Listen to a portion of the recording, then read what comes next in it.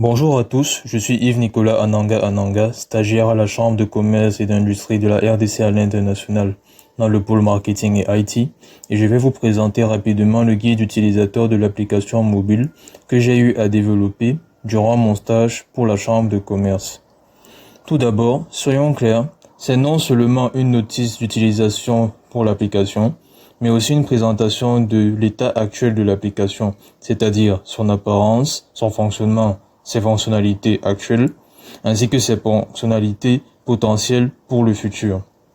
Cette application est pour l'instant disponible sur Android exclusivement en raison de la politique contractuelle d'Apple, complexe comme vous le savez sûrement, qui inclut de s'acquitter d'environ 70 € pour déployer l'application sur l'Apple Store. Commençons par la base pour ouvrir l'application.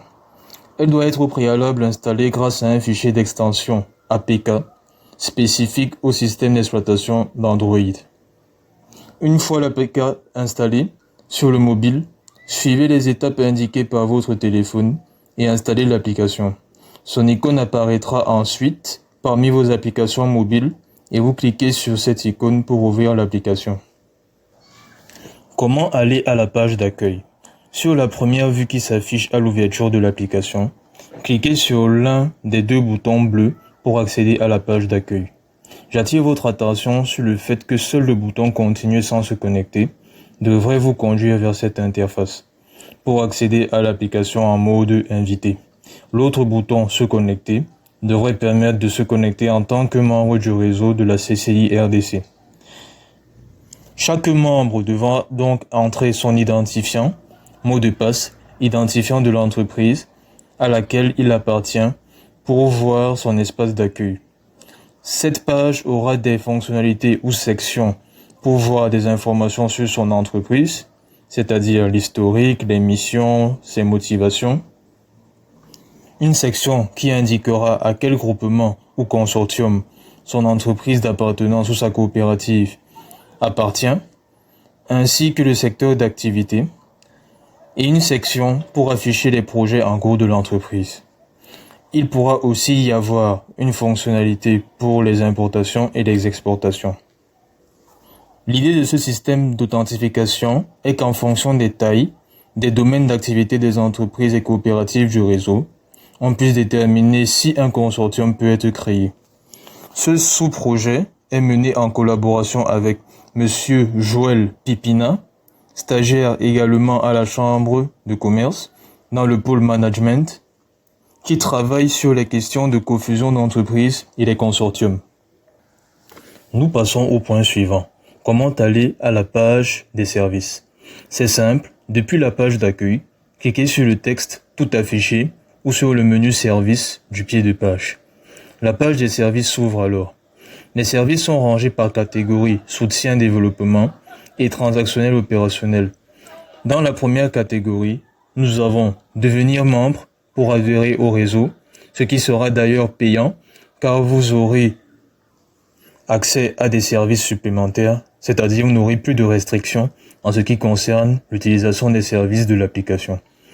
Nous avons investir en RDC qui va vous permettre de participer aux cotisations mensuelles de la Chambre et éventuellement vous rediriger vers le blog de l'institution pour les actualités la concernant. Nous avons formation pour sensibiliser et accompagner nos compatriotes et membres sur plusieurs thèmes variés. Enfin, la consultation que vous devez voir comme une consultation médicale avec une partie diagnostique durant laquelle nos experts analyseront attentivement vos besoins dans les plus brefs délais et une partie décisionnelle où l'on vous orientera vers le ou les services, les experts et les coachs associés pour vous prendre en charge.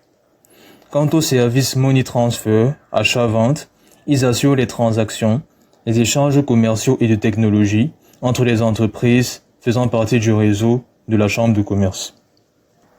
Bien, maintenant passons au quatrième point, nous contacter.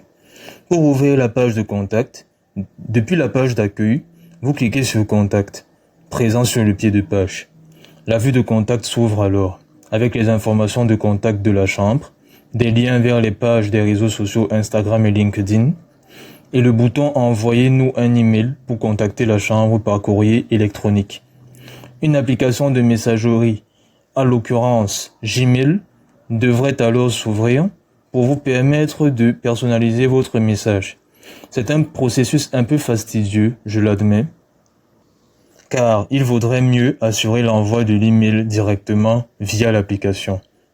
Cependant, c'est un protocole un peu plus complexe qui peut attendre vu que la fonctionnalité de contact reste tout de même opérationnelle. Ceci nous emmène vers le point suivant sur le service de consultation. Donc, rendez-vous sur la page d'accueil ou sur l'écran des services pour cliquer sur Consultation et ouvrir cette vue. Ensuite, vous n'avez qu'à remplir le formulaire avec votre nom, prénom, âge, adresse, motif de consultation, puis appuyer sur Valider pour envoyer votre requête. Un email automatique sera généré automatiquement avec les données que vous aurez remplies, les adresses destinataires de la CCI RDC et le sujet du message rempli également. Cet email s'ouvrira dans votre application de messagerie et il ne vous restera plus qu'à le valider depuis l'application. Pour finir, parlons du service formation, accessible de la même manière que le service consultation, par choix depuis la page d'accueil ou de service. Elle se présente ainsi comme vous le voyez à l'écran. Elle est plutôt intuitive, comme vous pouvez le constater. Vous sélectionnez les thèmes de formation de votre choix. Vous pouvez revenir en arrière en cliquant sur le bouton rouge « Annuler », tout comme vous pouvez valider la sélection en cliquant sur le bouton vert, qui aura pour effet d'ouvrir la fenêtre noire que vous voyez tout en bas. Choisissez le type de rendez-vous, puis, comme avec le service consultation, votre mail automatique va s'ouvrir dans votre application de messagerie avec les données que vous aurez choisies. Il n'appartiendra qu'à vous de le valider depuis votre application de messagerie. Alors, ce mini tutoriel touche donc à sa fin. Pour conclure, j'espère que cette présentation vous a été utile et que mes explications ont été à la fois claires et précises. Cela a été un réel plaisir pour moi de mener ce projet avec la Chambre de commerce et de collaborer avec les différentes équipes impliquées. Je suis très satisfait des résultats que nous avons obtenus et j'espère que vous partagez ce sentiment. Si vous avez des suggestions de modification ou d'amélioration pour les fonctionnalités de l'application, je vous invite à me contacter par mail à anangayves@gmail.com. Anangayves, c'est ANANGAYVES@gmail.com ou par téléphone au +33 07 81 82 42 32. Je suis ouvert à vos retours et je travaillerai avec ma tutrice de stage pour intégrer ces critiques de manière constructive. Merci encore pour votre attention et à très bientôt.